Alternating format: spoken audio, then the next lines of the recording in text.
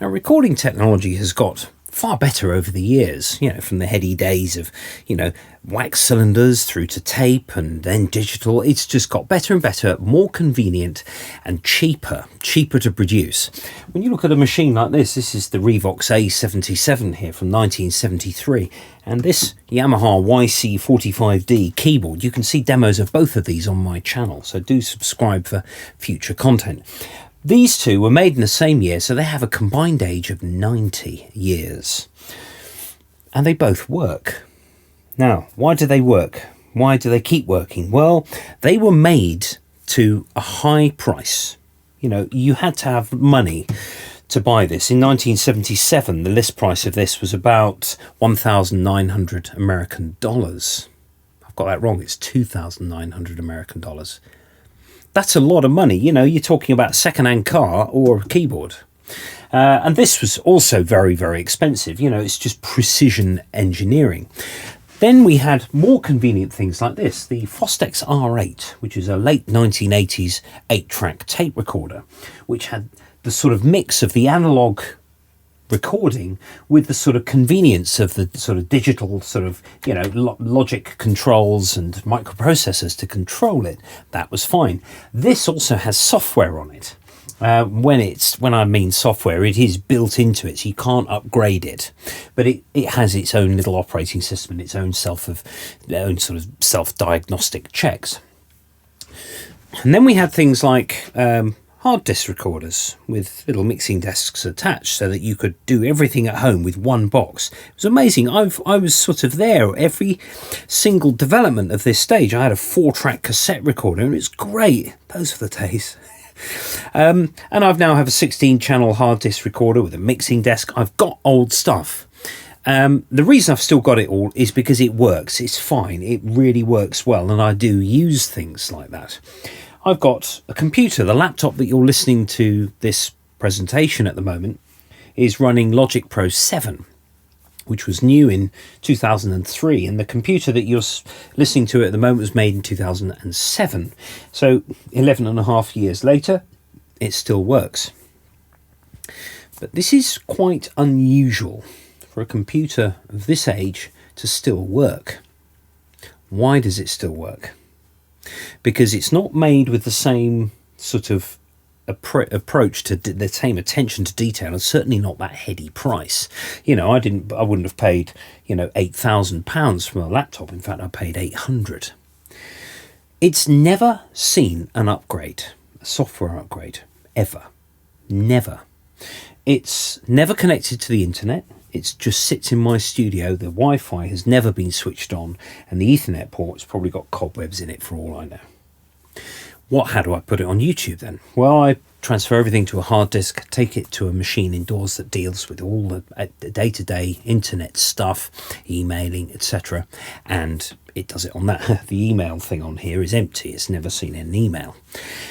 Now, this is the point, you see. Lots of people online, in the sort of home recording forums or people running computers, are saying, my computer stopped working because the mic doesn't work, or I'm having problems with the USB, or I'm having problems with this. I recently upgraded to this.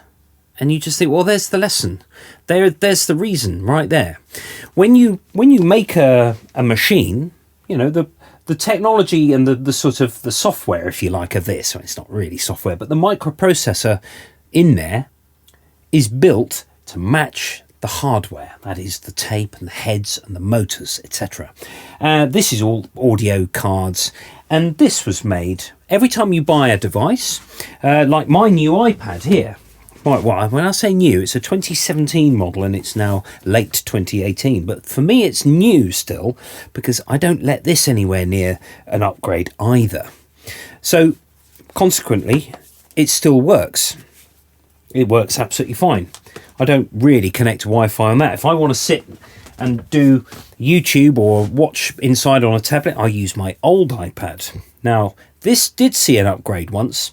I had to download some software for running a mixing desk, you know, where you have your mixer controls on an iPad, and the mixing desk has got a Wi-Fi router. Really convenient. I had to upgrade this to do it though, and it has slowed it down. It hasn't stopped it working, but I'm certainly not going to bother upgrading to any other form of software on this. The phone that you're watching this on, because it's made using a phone, was made in 2010, I think. It's an iPhone 4. And, you know, it's fine. It does its job. I've got these two old phones here. That's my wife's old phone and my phone. We've both got new phones only because apps stop working on here, because people are manufacturing this software. They obviously don't support older technology. It's a shame, really. It's because these are essentially redundant, but they've got rare metals in them. Still, I keep using them, and I make sure that I get my year's usage out of that, so I can at least, you know, vaguely justify getting a new phone.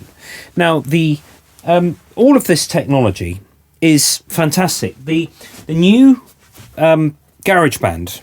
The GarageBand that appeared with iOS 10. We're now on iOS 12, but this isn't yet. Well, no, it's not, and it shan't be.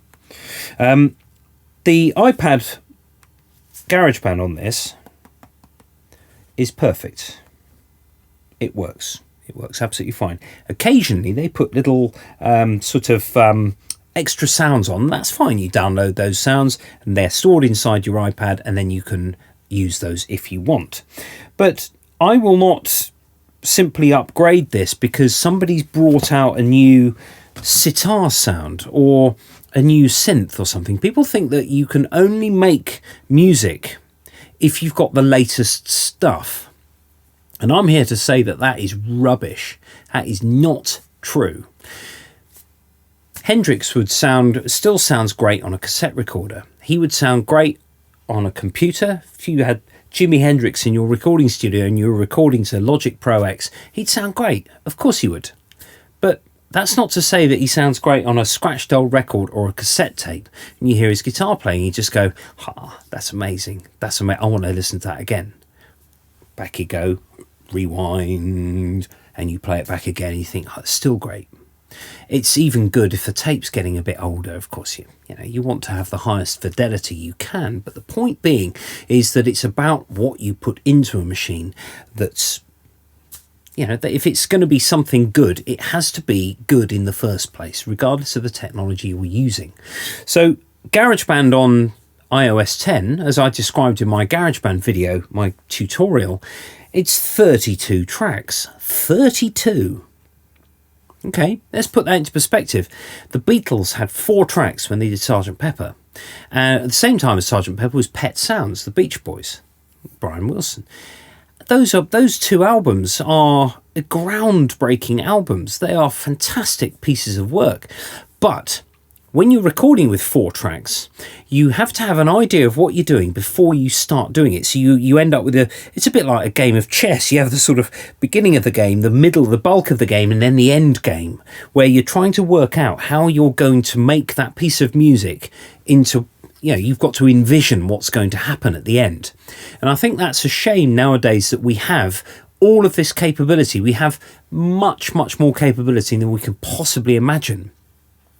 And what happens is it gives you too many choices. Shall I have that? Oh, maybe I'll record this guitar and then I'll decide afterwards what sound I want. And actually you end up with a fragmented recording.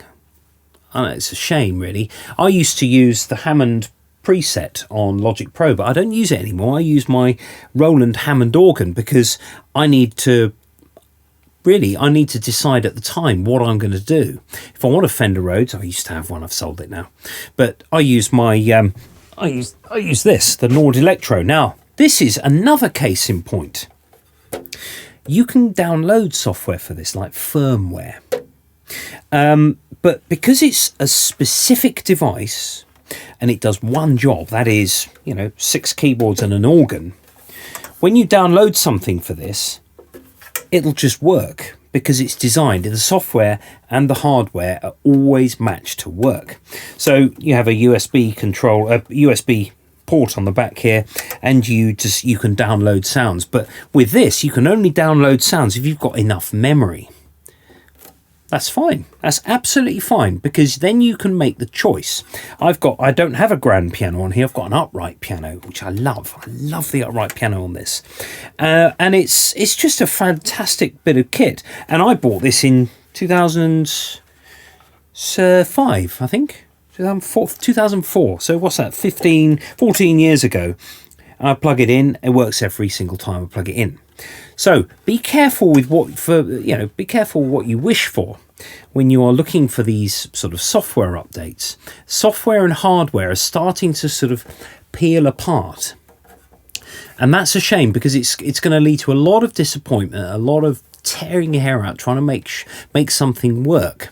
So there we go. There's my little rant of the day over. If you are in any doubt about the capability of your device to support something that purports to be all bells, all singing, all dancing, take it with a pinch of salt.